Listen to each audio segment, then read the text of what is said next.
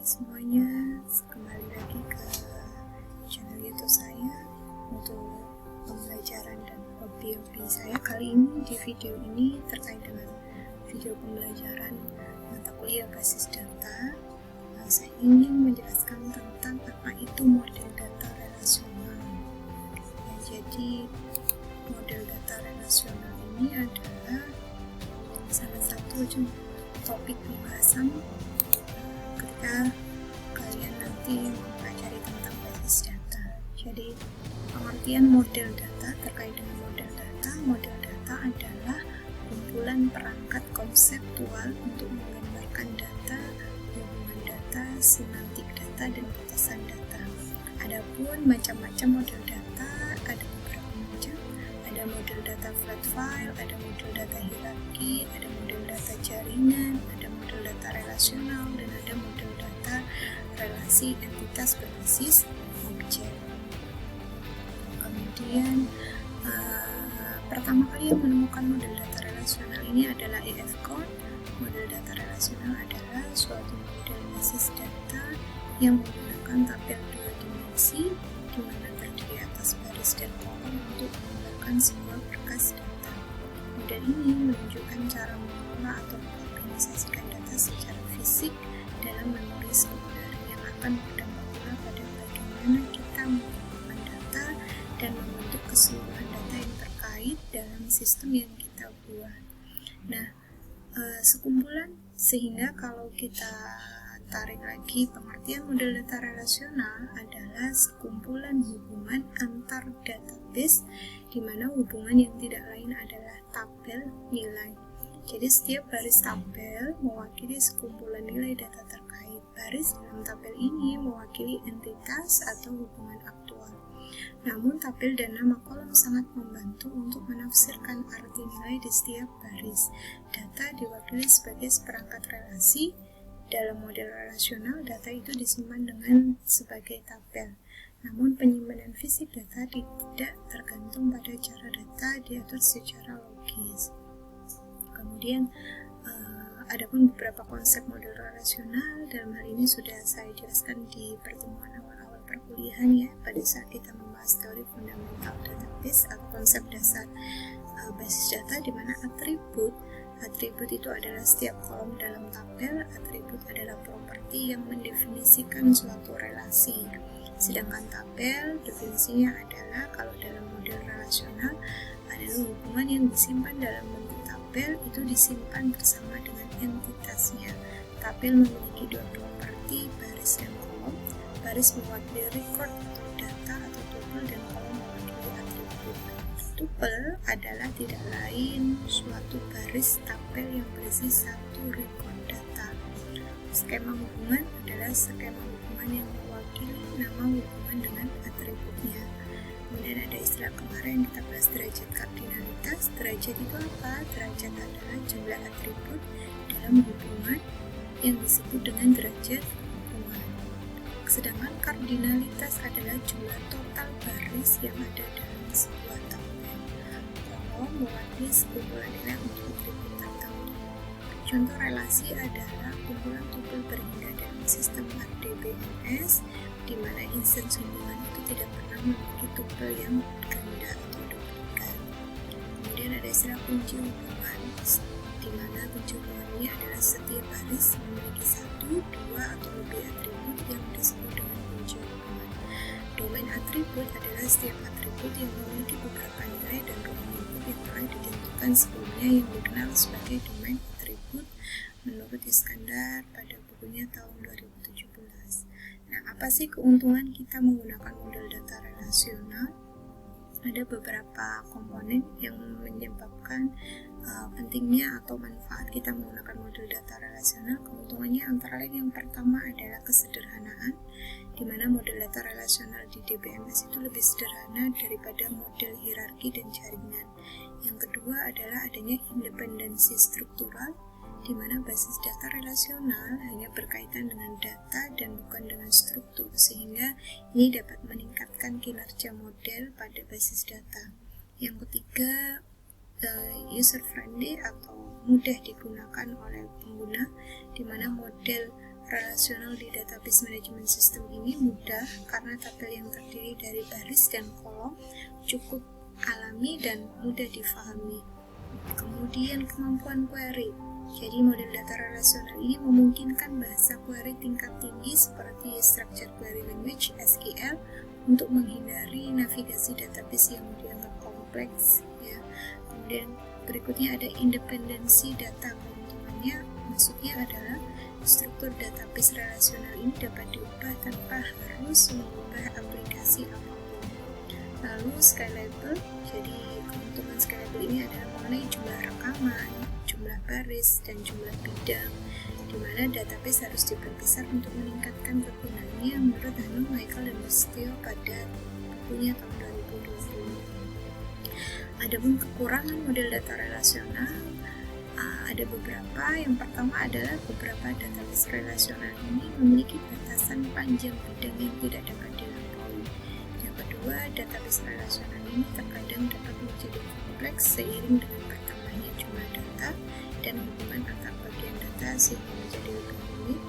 Yang ketiga, sistem database relasional yang kompleks ini dapat mengarah ke database yang terisolasi, di mana informasi tidak dapat dibagikan dari satu sistem ke sistem lainnya. Nah, adapun tadi sudah dijelaskan ada beberapa macam model data. Saya akan menjelaskan yang pertama apa yang dimaksud dengan model data flat file. Jadi data flat file itu terdiri dari satu atau lebih file yang dapat dibaca yang secara normal harusnya berbentuk format file text.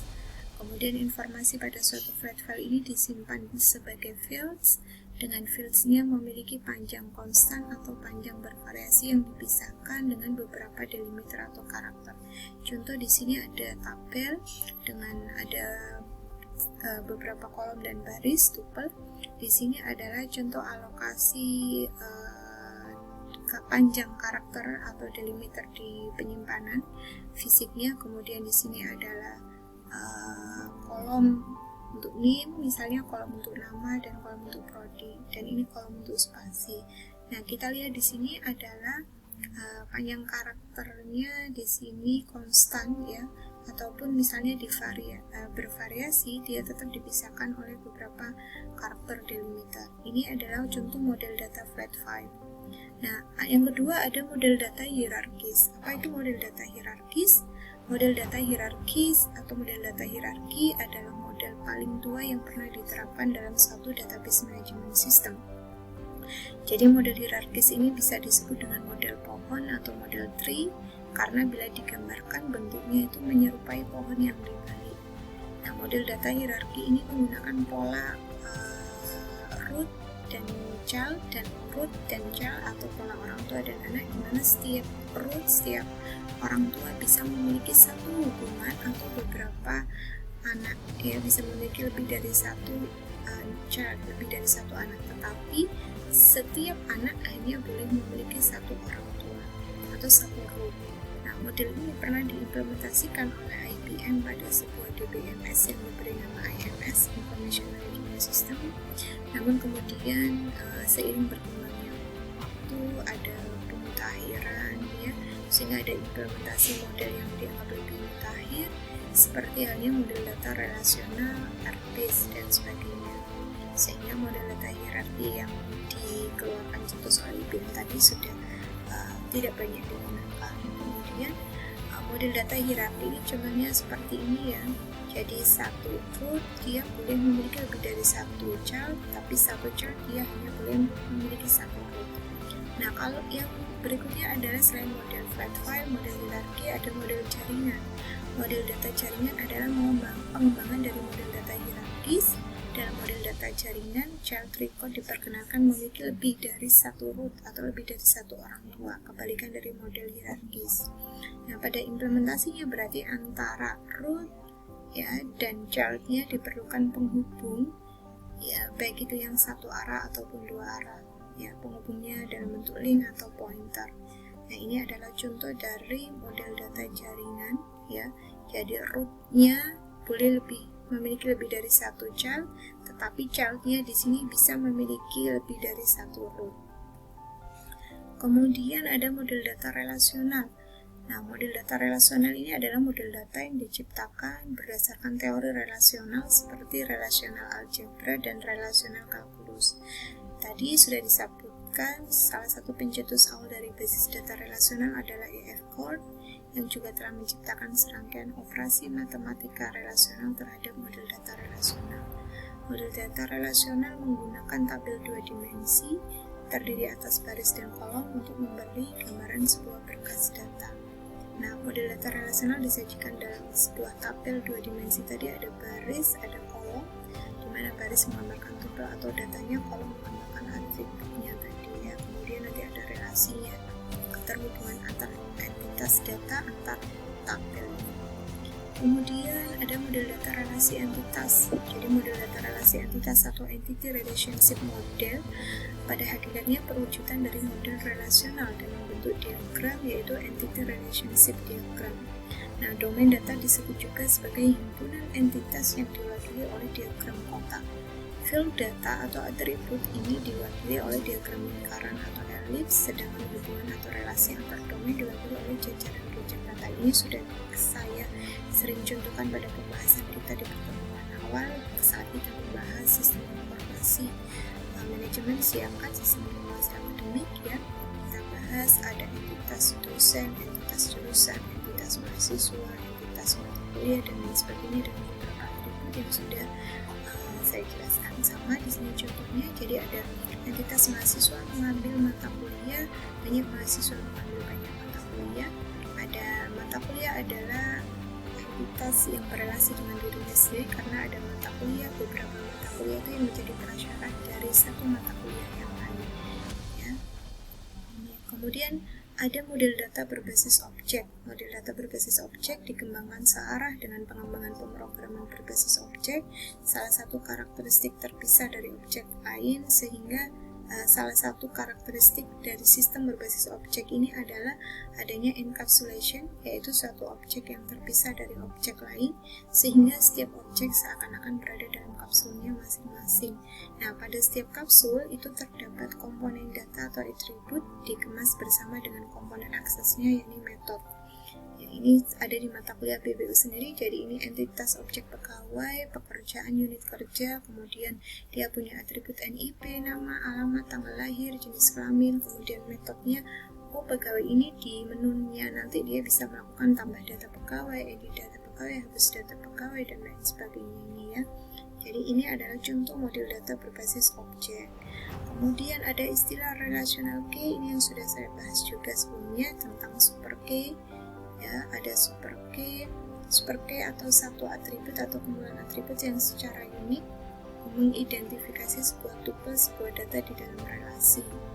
Ya, kemudian ada kandidat key, adalah atribut di dalam relasi yang biasanya mempunyai nilai unik atau super key dengan jumlah field yang paling sedikit. Maka kandidat key-nya adalah bisa jadi NPM, nama, dan alamat karena hanya terdiri dari satu field saja. Dan ada istilah primary key, ini juga sudah ya, jadi ini hanya pembahasan yang sebelumnya kita bahas. Ada foreign key, ada composite key, ada alternate key. Alternate key adalah kandidat key yang tidak dipilih sebagai primary key. Kalau primary key adalah kandidat key yang dipilih untuk mengidentifikasikan tuple secara unik dalam relasi. Dan ada foreign key adalah atribut dengan domain yang sama yang menjadi kunci utama pada sebuah relasi, tetapi pada relasi lain atribut tersebut hanya sebagai atribut biasa. Ini penjelasan saya sedikit tentang model data relasional. Lebih jelasnya di e-book yang sudah saya share, mohon dibaca lagi. Saya akhiri, mohon kalau ada yang kurang jelas atau mau didiskusikan bisa nanti di komen ya di video ini. Bisa menuliskan NIM dan nama lengkap, kemudian kita silakan mengajukan pertanyaan untuk kita diskusikan. Saya akhiri, Assalamualaikum warahmatullahi wabarakatuh.